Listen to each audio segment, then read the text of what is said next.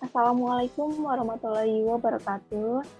Terima kasih telah memberikan kesempatan kepada kami untuk menyampaikan materi mengenai tentang Q1B dan Q1C. Sebelum masuk ke materi, saya ingin memperkenalkan diri saya dan teman-teman saya. Saya Vivit Milani Putri dan teman saya ada Putri Asih, Tenisia Arfianti, Nika Dedwidianti, Oktaviana Sari, Faisal Hadi Sanjaya, Cindy Epianita, Nurul Huda, dan Yun Malinda. Selanjutnya, kita akan membahas tentang Q1B, tentang pengujian stabilitas pada zat baru dan produk baru. Maksudnya di sini adalah Q1B ini adalah petunjuk untuk kita dalam melakukan pengujian stabilitas pada zat baru dan produk baru, di mana kode Q1B ini lebih fokus kepada pencahayaan. Selanjutnya,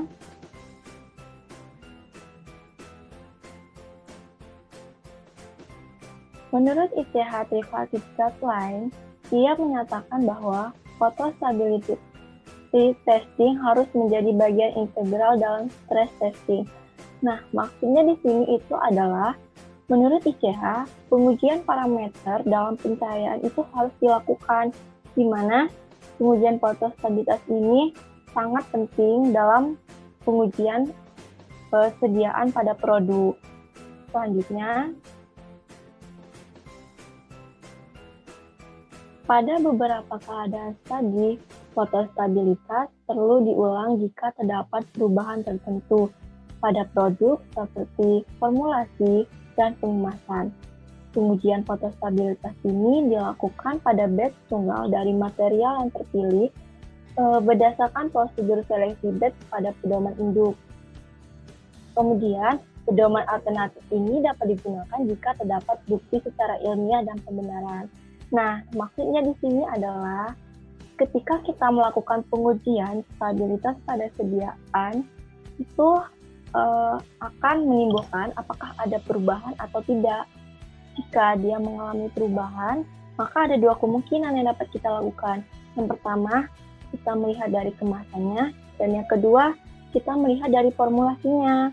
Apakah pengemasannya ini ketika dipaparkan oleh cahaya akan mengalami perubahan seperti penurunan kadar, terus itu perubahan fisik. Kemudian, ketika pengemasannya itu tidak mengalami perubahan, maka pengujian ini dianggap selesai. Tapi ketika pada kemasan ini mengalami perubahan, kita harus melihat dari formulasinya. Apakah formulasinya juga mengalami perubahan? Jika mengalami perubahan juga, maka kita harus melakukan reformulasi, di mana reformulasi ini adalah pengujian ulang dari awal. Terus menerus kita melakukan pengujian ini sehingga kita bisa mendapatkan hasil yang baik.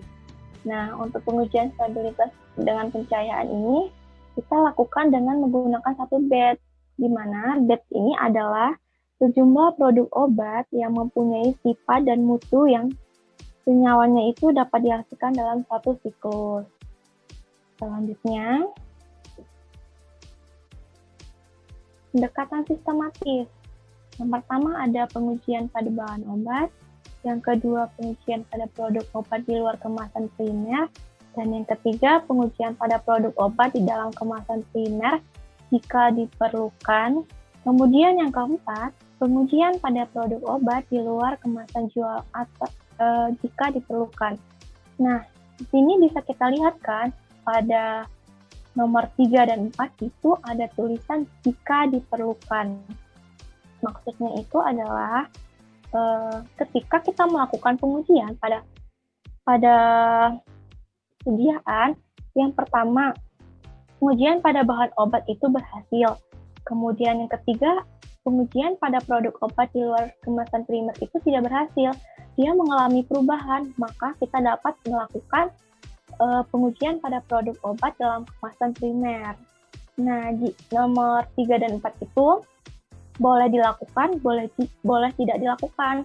Boleh dilakukan itu ketika yang nomor 2 itu mengalami penurunan. Nah, selanjutnya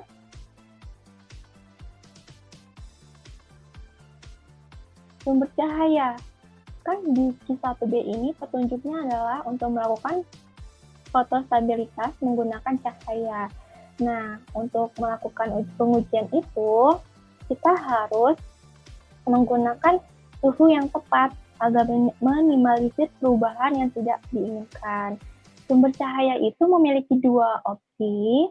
Yang pertama ini adalah sumber cahaya dirancang untuk menghasilkan output yang sama dengan standar emisi D65 atau ID65 seperti lampu neon siang hari yang menggambarkan output UV dan visible. D65 ini adalah standar internasional untuk cahaya siang hari di luar ruangan, dan ID65 adalah standar internasional untuk cahaya siang hari di dalam ruangan. Nah, sumbernya cahaya ini menggunakan radiasi di bawah 320 nanometer. Jadi sekarang kita fokuskan ke UV dan visible, di mana UV ini mempunyai panjang gelombang 200 sampai dengan 400 nanometer, dan visible ini mempunyai panjang gelombang 400 sampai dengan 800 nanometer. Untuk opsi 1 ini, ia menggunakan panduan dari ISO 1977 dengan menggunakan 320 nanometer. Kita lihat dari UV dan visible, manakah yang mendekati rentang dengan ISO 1977 itu. Kan kalau tadi UV itu mempunyai panjang gelombang 200 sampai 400. Nah, kalau visible itu kan 400 sampai 800. Maka yang digunakan adalah 300, maksudnya itu adalah UV. Jadi, pada opsi 1 ini, kesimpulannya adalah cahaya yang bekerja pada opsi 1 ini adalah UV, karena UV ini panjang gelombangnya 200 sampai dengan 400, sedangkan yang dipakai opsi 1 ini adalah panduan ISO 1977 menggunakan 320 nanometer. Selanjutnya, sumber cahaya yang kedua, opsi kedua ini, yaitu menggunakan keduanya, yaitu lampu visible dan lampu UV, di mana lampu visible ini dirancang untuk menghasilkan luaran yang serupa dengan yang tertera pada spesifikasi ISO. Kemudian, lampu UV mempunyai panjang gelombang dari 320 sampai dengan 400 nanometer dengan energi emisi maksimum antara 350 sampai dengan 370 nanometer. Kalau yang pertama tadi, opsi pertama itu menggunakan UV. Nah, opsi kedua ini menggunakan kedua-duanya, yaitu lampu visible dan lampu UV. Nah, sumber cahaya pada pengujian ini itu sangat perlu karena dapat kita melihat perubahan apakah yang akan terjadi pada sediaan obat. Nah, selanjutnya adalah tentang prosedur.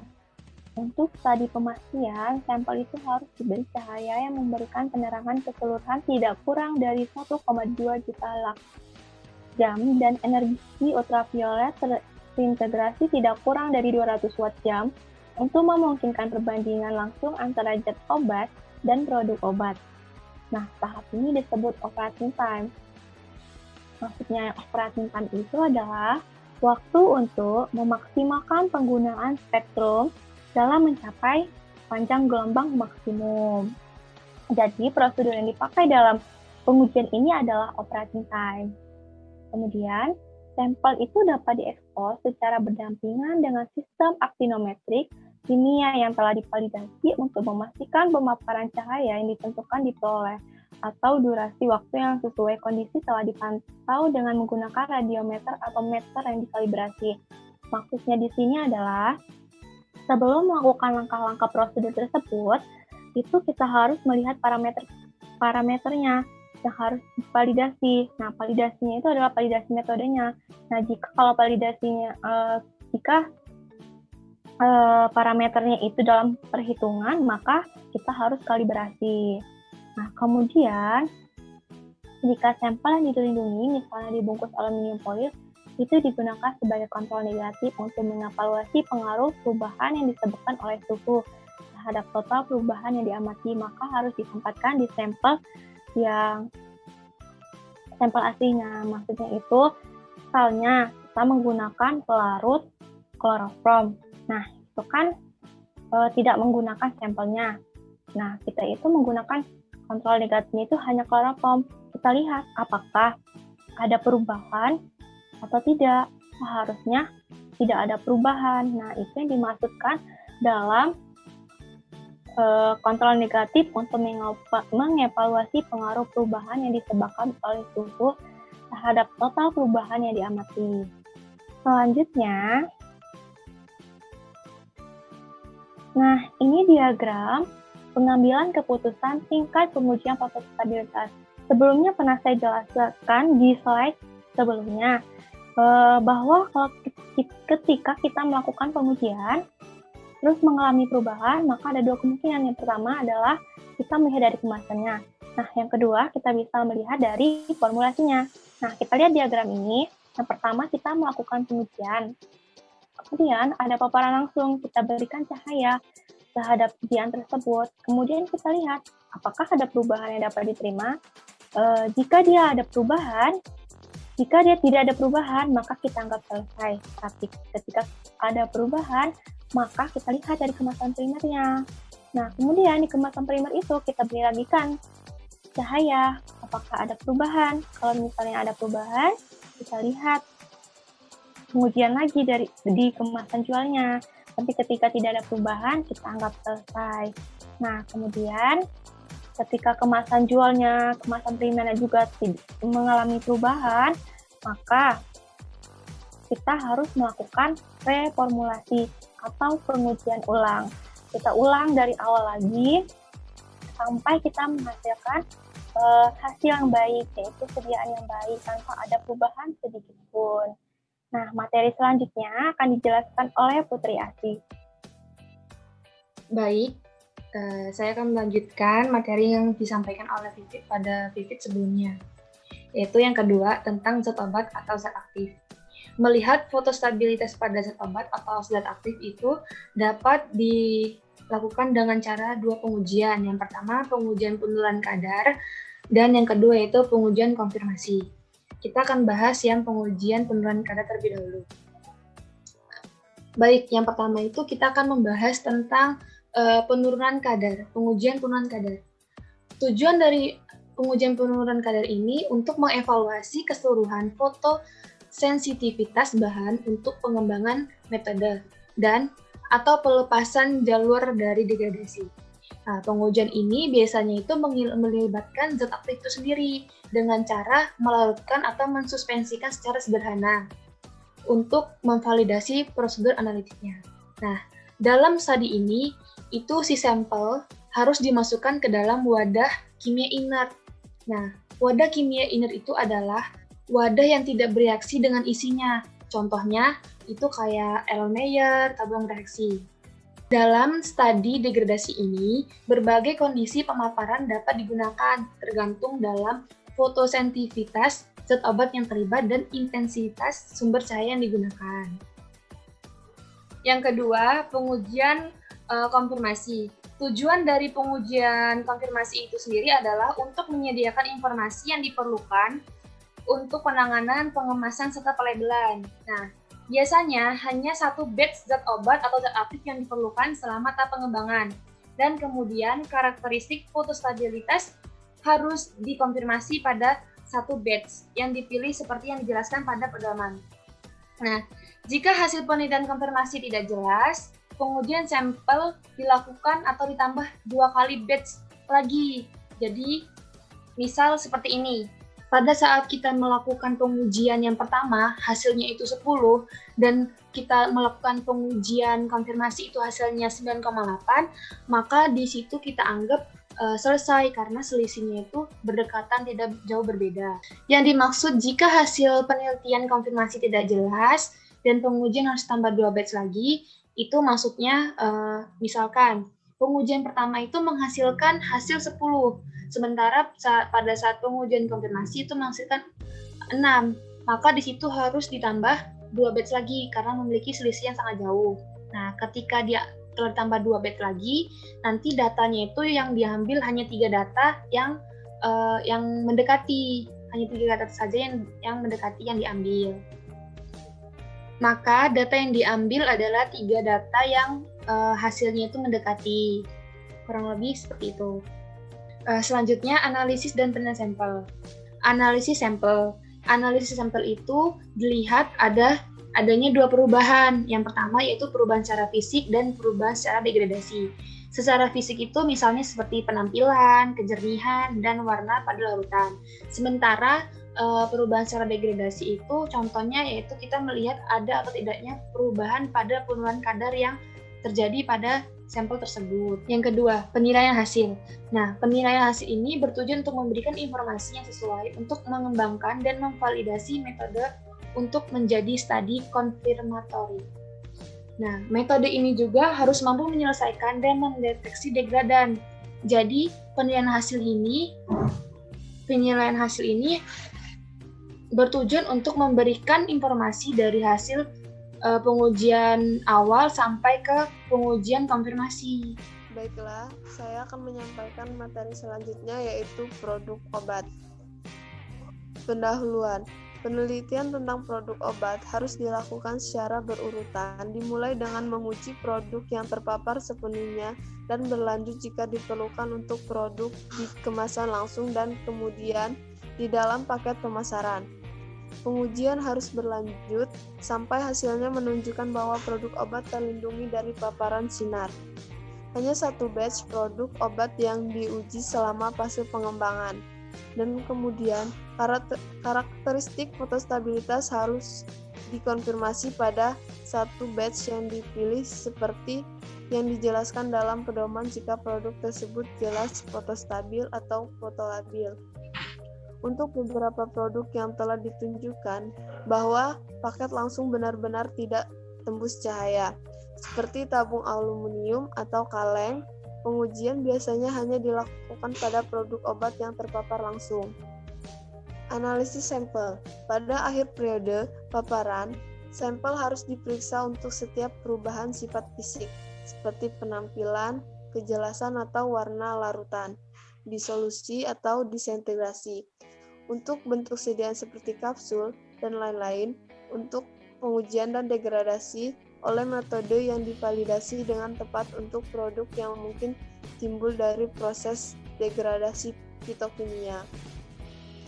Penilaian hasil bergantung pada tingkat perubahan label atau kemasan khusus mungkin diperlukan untuk mengurangi paparan cahaya. Saat mengevaluasi hasil studi fotostabilitas untuk menentukan apakah perubahan akibat pemaparan terhadap cahaya dapat diterima. Penting untuk mempertimbangkan hasil yang diperoleh dari studi stabilitas formal lainnya untuk memastikan bahwa produk tersebut akan berada dalam spesifikasi yang diusulkan selama masa simpan. Baik, untuk materi yang selanjutnya yaitu mengenai lampiran dari aktinometri kimia kuinin.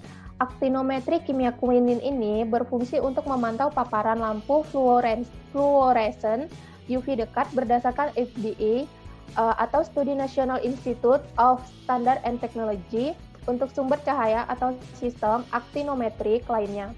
Pendekatan yang sama dapat digunakan, namun masing-masing sistem aktinometri harus dikalibrasi untuk sumber cahaya yang digunakan. Untuk opsi 1, sampel yang digunakan yaitu sejumlah larutan monohidroklorida dihidrat 2% berat per volume. Jika perlu, larutan dengan pemanasan.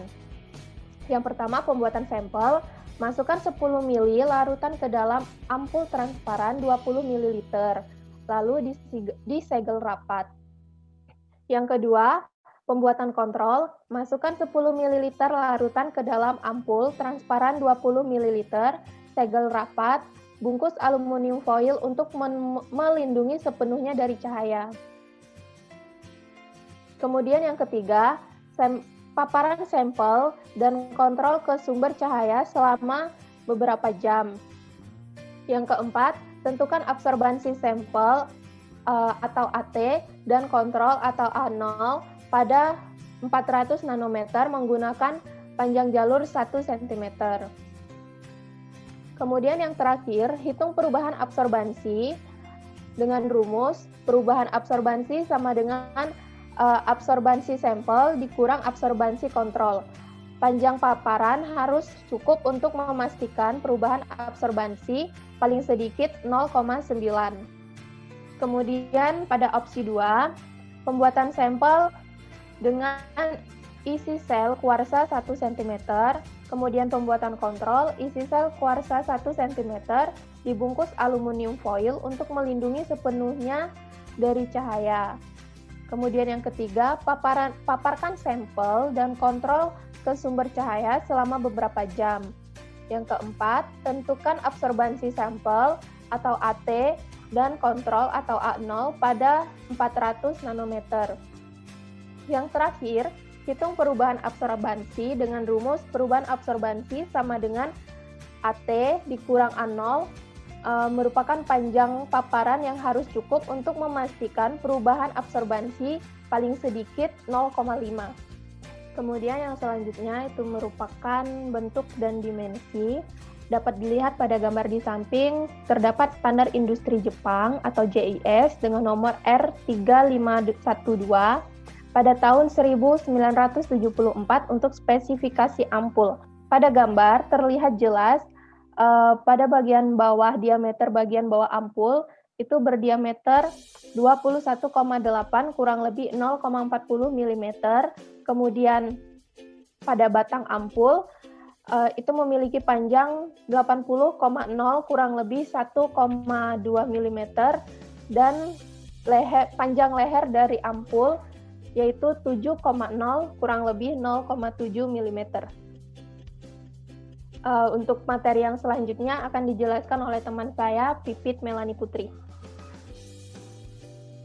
Materi selanjutnya adalah tentang Q1C, tentang pengujian stabilitas pada dosis baru.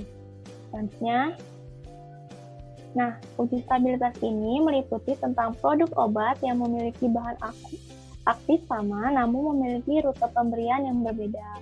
Misalnya, dari peroral ke parenteral, kemudian kapsul diubah menjadi tablet. Dari uji stabilitas ini menggunakan uji stabilitas tipe cepat, yaitu yang 6 bulan itu. 6 bulan pertama itu digunakan untuk mewakili, dan 6 bulan kedua itu digunakan untuk disimpan. Misalnya, suatu perusahaan itu memproduksi 5 juta tablet paracetamol, kemudian dia juga memproduksi 100.000 tablet paracetamol. Yang 5 juta ini dijual di pasaran, misalnya di pasar, di Indomaret atau di apotik. Kemudian yang 100.000 ini disimpan di perusahaan dan diuji. Kemudian 100.000 ini dibagi 2. 500-nya itu digunakan untuk perlakuan yang pertama, yaitu ditambahkan cahaya, suhu, kelembaban, suhu. Kemudian untuk yang kedua itu tidak melakukan perlakuan apapun. Kita lihat apakah ada perubahan atau tidak. Dari kesimpulan semuanya, uji stabilitas ini digunakan untuk menjamin kualitas produk yang telah diluluskan. Apakah dia tahan terhadap kelembaban, suhu, matahari. Maka dari itu, apakah kepastiannya itu adalah kondisi penyimpanan obat ini dalam keadaan yang baik. Mungkin itu saja yang dapat kami sampaikan. Apabila kami ada kesalahan, kami mohon maaf, dan kepada Allah kami mohon ampun. Saya akhiri. Wabillahi taufiq wal hidayah. Wassalamualaikum warahmatullahi wabarakatuh.